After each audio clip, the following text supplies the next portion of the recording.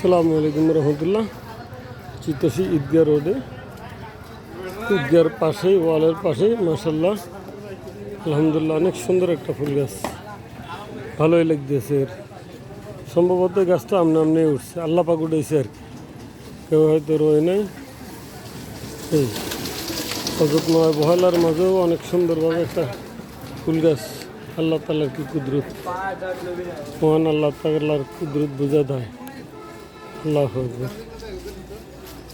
1 minute video করব ইনশাল্লাহ।